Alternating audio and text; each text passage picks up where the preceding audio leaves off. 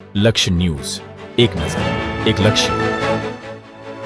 પવિત્ર પુરુષોત્તમ માસના અંતિમ દિવસ નિમિત્તે વસુકીદાદા મંદિર ખાતે ભવ્ય ઉજવણી.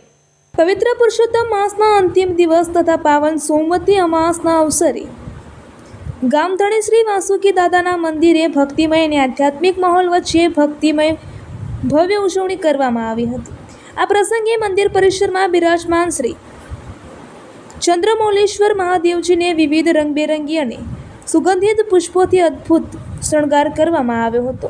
સાથે સાથે ગામધણી શ્રી વસુકી દાદાને પણ વિવિધ પ્રકારના ફૂલો દ્વારા ભવ્ય સુશોભન કરી અલૌકિક શૃંગાર કરવામાં આવ્યો હતો, જેના દર્શન કરવા મોટી સંખ્યામાં ભાવિકો ઉમટી પડ્યા હતા.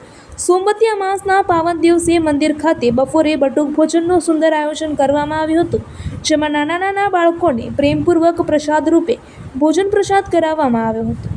તેમજ સાંજના સમયે ભક્તજનો માટે ફરાળ પ્રસાદીનું પણ આયોજન કરવામાં આવ્યું હતું, જેમાં મોટી સંખ્યામાં શ્રદ્ધાળુઓએ આ પ્રસાદનો લાભ લીધો હતો.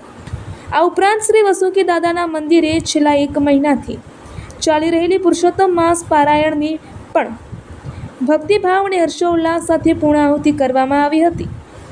આ સમગ્ર કાર્યક્રમ દરમિયાન મંદિર પરિસર હરિભક્તોના જયઘોષ અને ભક્તિમય વાતાવરણથી ગુંજી ઉઠ્યું હતું.